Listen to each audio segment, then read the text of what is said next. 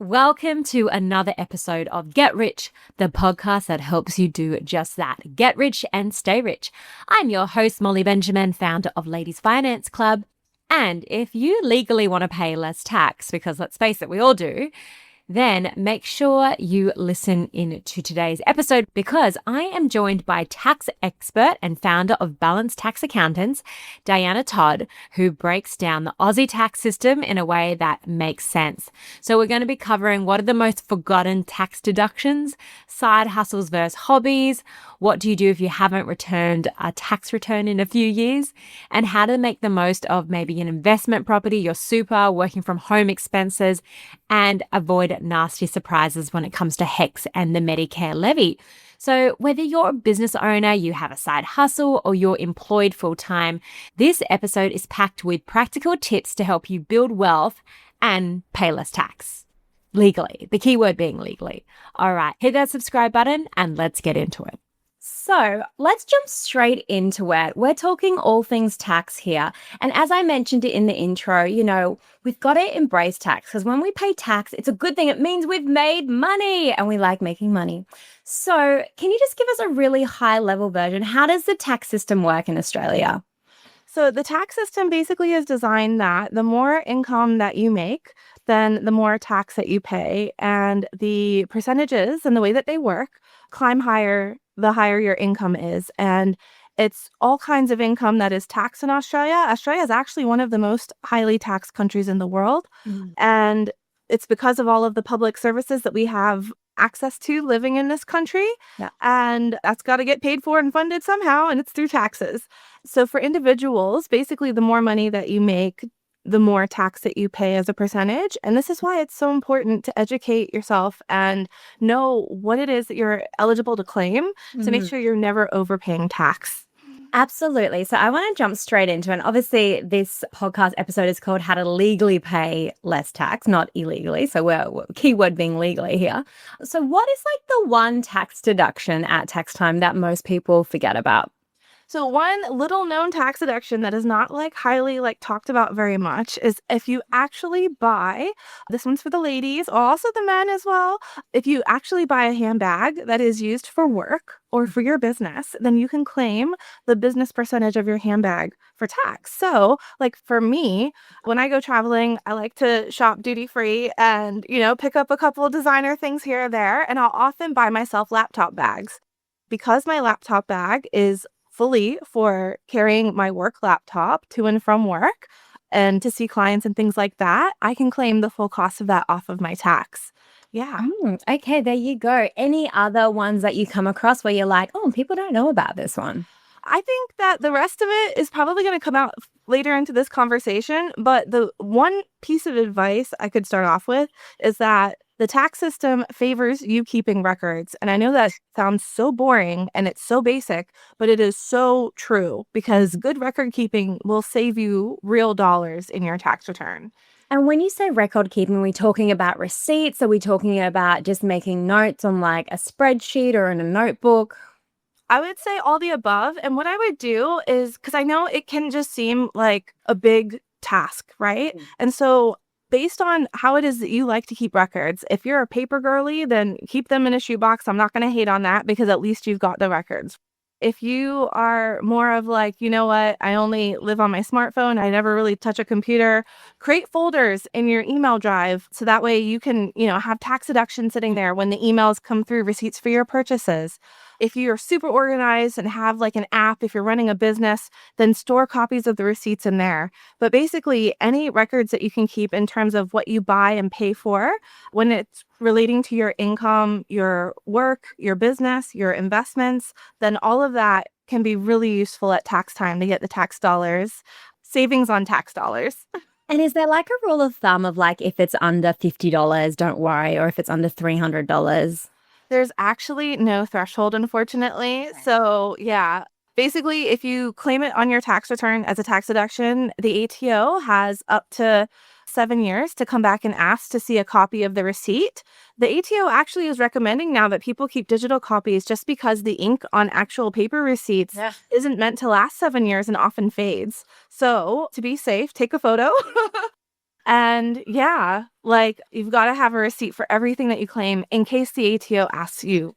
Awesome. Okay. So if you are starting fresh with your tax, that might be a great thing to do. Either set up those folders on your email or even take a photo of the receipts. Does that still work if we take a photo of them and have a digital copy on our like G Drive or something? Oh, 100%, right? I mean, we live in 2025, world of technology. Let's use it. Taking stress out of tax, making sure we don't miss out on tax deductions. I'm all for it. Yep.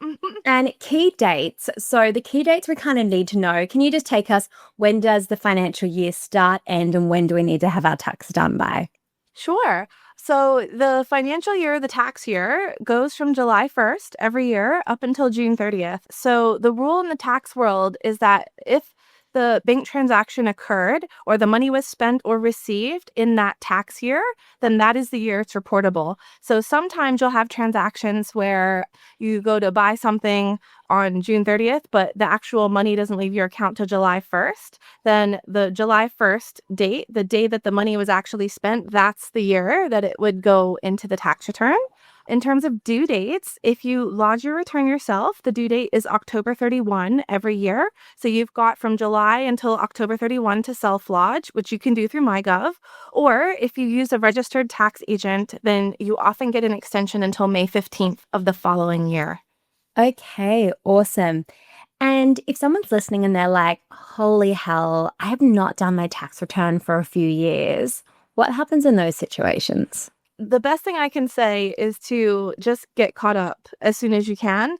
The ATO does understand that sometimes life gets in the way, but as they have been instructed very recently to make sure that all Australians get their tax returns up to date and any debts owed to the ATO are paid, they're very interested in everyone lodging their taxes on time and paying tax debts as they're due.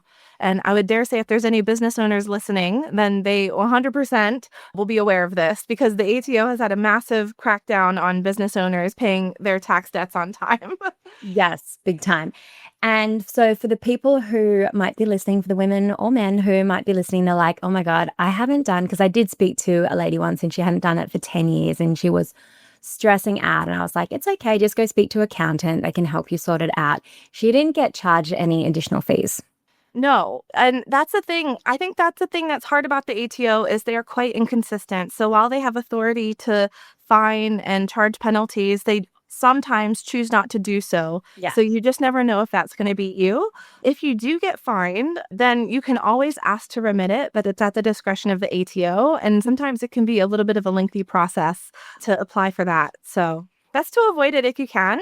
If Yeah. someone comes to me and they have 10 years of tax returns due, then I just do my best to make them like, first of all, I'll encourage them and say, you know what? It takes a lot of bravery to actually take action and to get this sorted. So well done, you. And I try not, like, personally to make them feel bad about that. And it's more about focusing on, okay, what do we need to do to get caught up? And how do we make sure this doesn't happen again? Yeah, absolutely. And even when I moved back from the UK, my accountant was like, oh, you haven't paid tax on this year, and this year. And I was like, I was 16, 17, and 18. And they're like, yeah, you still have to lodge a return. So then we had to go back and he had to just lodge a return for me. Yeah, that happens. And I think that's where, because tax is not taught in the school system, we have a lot of situations where people just aren't aware that they're not following the rules because they didn't know what the rules were to begin with. So for any parents listening whose kids might be working or they might have a job, they're going to have to, those children going to have to submit tax returns. If they're on payroll, so they receive income and there's tax withholding from their wages, then 100% they're going to have to submit a tax return for that year. And you know what? This could be something that could be really fun to do with your kids is to get them to log into their MyGov and connect the ATO and have a go at doing it themselves. And then what a better place to start than when you're a teenager to learn like what records you need to keep, what you can claim off your tax. So yeah. Awesome. And then going a little bit more into that. So sometimes I'll speak to women, they'll have side hustles, sometimes they're hobbies. So in the eyes of the ATO, what is a hobby versus a side hustle? Okay, so basically where it comes down to is there's no magic number that says, oh, if you're earning X amount of dollars, then you have to report it as a business on your tax return, right? So what it more of is the ATO takes a more holistic approach where it's, does it walk, talk, act, and smell like a business? So are you consistently keeping records? Because businesses keep records. Are you consistently trying to get new customers, conduct marketing, advertising activities? Then it needs to be reported because businesses need customers to survive. Do you have insurances in place, right? Only businesses have insurance. Side hustles might not have insurance. So this is where when you get to the territory where you're acting and you're walking and talking like a business, then it's time to start to report it on your tax. Now, there is, for startups and side hustles, basically there's these rules called non-commercial loss rules, where if you are to start a side hustle and it were to turn into a business for tax, right? And it's time to report it, then basically what I found is a lot of people will have a loss the first year or two because it takes a lot of money to set up a business or a side hustle. And all of that is claimable, right? As long as you're making sales. And what I'll find is that in tax returns, the startup expenses will be greater than the sales brought in that year, especially the first or second year. And what people often don't know is that you can't claim those losses against your other income from your investments or from your job. You can only claim that income against that side hustle. So what happens in the tax return is that loss gets carried forward to the next tax year to be claimed against future income from that business. Once your business makes more than $20,000 in sales in a tax year, then you're eligible to claim the losses of that business against other income. But until that point, then you just got to keep carrying forward the losses until your side hustle or your business has made $20,000 in a year in sales. Okay, awesome. And I know side hustles are very popular with our audience. A lot of them are doing it. So what, just high level, some things you need to think about if you want to trade as a sole trader or trade as a company? And can you start as one and then slowly kind of graduate to the other? And then just for my final question on that point, rule of thumb, how much should we be putting away for tax on the side hustle money we're making? Got it. Okay. So basically, there's a couple different business structures in Australia, and the taxes work slightly differently for each type of structure, right? The most simplest form is sole trader. That's where you have an ABN in your own personal name. And basically, that's free to register through the Australian Business Register. And if you have a sole trader ABN, then that goes in your personal tax return. So you don't do a separate business tax return for your sole trader business. It's included in your personal tax return that you've always done with the ATO. So then you get taxed at your personal tax income threshold. Yeah. Okay, Yeah, great. that's right. Then other people who want to take it a little bit more serious or a step further, because I'll say that probably 80% of businesses start off as a sole trader business structure. So there's nothing wrong with it. And if you do start as a sole trader structure, you can actually transition to another structure like a company or a trust. So these are structures where they're their own separate legal entities and they would have their own ABNs that wouldn't be in your own personal name. They cost a little bit more. You'd either need lawyer or accountant help to register them in most situations. And the tax laws work quite differently for trusts and companies. Companies are the most common, I would say, and they have a flat tax rate of 25% if you're running a small business through them. Okay. And basically, if you have a company, then it has its own tax return outside of your personal tax return. Yeah. It's typically when your business starts to get to the level where you have sales of $100,000 a year, or net profit rather, of $100,000 per year. That's when you might want to look at changing from a sole trader to a company structure. Or if you are a hustler, homie, and you've got multiple streams of income from investments, maybe a job, and you have a business, then your situation might warrant where your taxable income is near that $100,000. You might want to become a company for your business a little bit sooner to help you save the tax dollars. But you've also got to weigh up the fact that companies cost money to run every year. You have to pay annual fees to ASIC, and they need their own tax returns. So you got to weigh up the cost of actually going down that path and how long-term the business is. Yeah, before Awesome. you go through it. And when you say net profit, so that's profit with the taxes taken out. So net profit is your sales less all of your business expenses, which are your tax deductions. And then that number that's left is your profit. Yes. Great. And a way I always remember that was this one that Lisa Simpson, of a financial counselor, told me. She goes, if I put my net in the ocean, I can only take what's in the net home with me. And I was like, I don't know, for some reason that made it really clear for me. I was like, oh, okay, I get it now.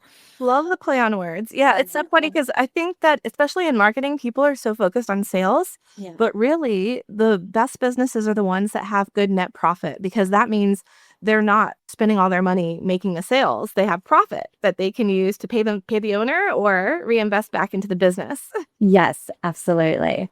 Awesome. Okay, so just jumping back to claiming. So a lot of us are working from home now. So when we're working from home, I know we talked about records to keep. What sort of things can we actually claim? So what kind of record should we be keeping? Working from home deductions, there's normally two paths that people go down. So the lazy, easy way is I to like that way. the cents per hour, where the ATO every year has a certain cents per hour rate that they come up with. And you just have to track how many hours you did work from home. So one thing new last year the ATO introduced is they do require you to have a logbook of your working hours from home. You could use like your Outlook or your Google Calendar as a guide, but basically to justify how many hours that you're claiming.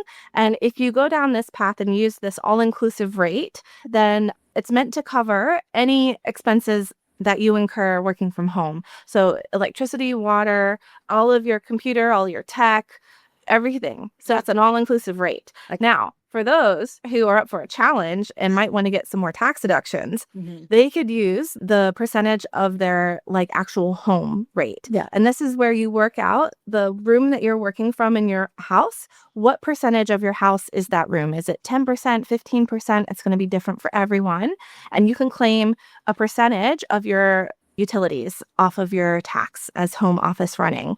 On top of that, you can also claim all of the things that you buy to fit out your office. So that includes like any plants, any mice, keyboards, laptops, stationery, things like that, where you're not eligible to do that if you use the all-inclusive rate.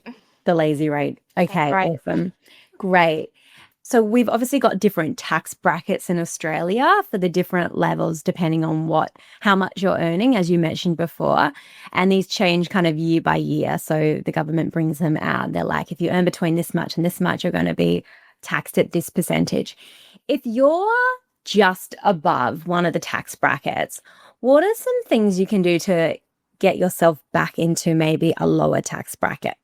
If you're earning income that bumps you into another tax bracket, I'm never going to tell you to stop earning income. Earn as much income as you can, because you're never going to pay more tax than you keep on you. Okay, because the highest tax rate in Australia right now, even if you're at the top tax bracket, is 47%. And I would say that there's very few people in that tax bracket, even though they do exist, right? So for most people, the average tax rate that they pay in their tax returns is around 30%. So if you're the average person in Australia, then you're still going to keep 70% of your money. 30% goes to taxes, right? But what you can do to get your tax down or into the lower bracket is to claim tax deductions. And that's educating yourself on your unique situation and what you're eligible to claim for your investments, for your job, for your business. And so a little bit of education can go a long way into increasing the tax refund or reducing tax owing. And would a quick win, and I know you can't give financial advice, but would a quick win be like put extra into your super if you haven't fulfilled your super threshold? That's right. There is a cap on concessional contributions every year that can be claimed. But yeah, if you have room in your super contributions cap, then you can contribute to your super. You just got to make sure that you pay the money to the super and they receive it before June 30th. Yes. And also that you file a notice of intent to claim with your super fund as well. So they know you're going to claim it as a deduction. But that is one way. And if you don't file the notice to the intent to claim, what happens? Then when you go to lodge your return, the ATO will let you know that it's not eligible to be claimed as a tax deduction, and they will add it back into your return. So it's really important that you dot your I's and cross your T's when it comes to claiming super on tax. Definitely. Okay, awesome. So I guess when it comes to investment property, why do people call investment properties so tax efficient? Or do they? I mean, Two ways. I always hear people go, oh, property. And even with my investment property, it was the first time I got a refund back in a long time. Yeah. So with investment properties, it either goes one or two ways. It's either positively geared or negatively geared. And what do we mean by that?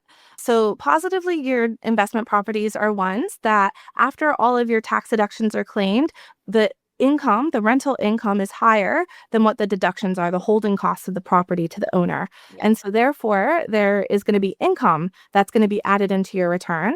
And I think that where most people win, quote unquote, win with investment properties and tax is when it's negatively geared. And that's where the holding costs are actually higher than what the rental income has brought in. So there's a loss sitting on the property. You're allowed to claim that loss against other income in your tax return, like other investments, wages, things like that. Yeah. And I think for a lot of ladies that I've been speaking to lately, their properties are negatively geared. So they're still taking out of their own pocket to pay some of those rent and expenses every single month. So then people can claim that against their tax. That's right. Yeah. So property owners are allowed to claim pretty much any expense other than travel that is related to them owning and managing their investment property, pest control, any type of damage that was left or repairs that need to happen, And property how, manager fees.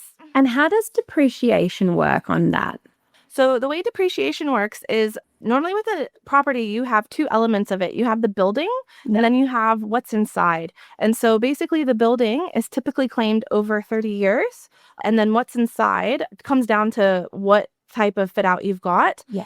What I would recommend is getting a depreciation schedule done by a quantity surveyor, and then they'll prepare a report. You pay one time, and then they'll have the depreciation schedule laid out for you for the next 30 years of the property. Wow. And then you just look at the schedule every year when you do your tax and claim the amount for the year that you're in. Okay, so I did this. I went online, I had a recommendation, got a depreciation schedule. I think it cost me $500. And so now that my accountant has that and I just do that one time. Yep, that's right. Yep, one time for when you buy the property. Yeah. Okay, excellent. That's a great fact to know. And also, when it comes to selling investments, how can I reduce the capital gain? So, a lot of our ladies listening, they'll be buying shares or ETFs. So, let's say they buy some shares, they sell it within the year, they would have to pay more tax than if they held on to it for 12 months. Is that right? That's exactly right. So basically, there's two ways that I see investors lose out on tax deductions or overpaying tax. One is that they're not aware of the 12-month rule. Yeah. So basically, if you hold the investment for 12 months or longer, then you're eligible to claim a 50% deduction on the tax when you sell that security. The other deduction that I find that people miss is they don't keep proper records of how much it costs them to buy it. So it's not just the cost of the actual shares, but also any brokerage fees or any costs that you incurred in actually getting and securing the investment. And then that is also going to help you reduce the capital gains tax when you go to sell. Absolutely. And I always recommend to people to set up a Google Sheets or just an Excel spreadsheet. And every time you buy and sell, just pop it in the spreadsheet. Also, if you can't find the amount you bought it for, can't remember, just go to the broker website, whether it be CommSec, NabTrade, Pearler, Self-Wealth, whichever one it is, Moomoo, and it will have the records there for you of what price you actually paid for it. So that is a great hint there.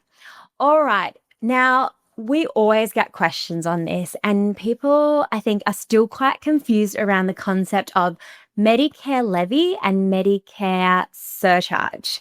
Can you break this down for us, please? Sure. So Medicare levy and Medicare levy surcharge, while they have two similar names, are a little bit different from each other. Yeah. Basically, everyone, unless you're in a very, very low income bracket, would pay the Medicare levy.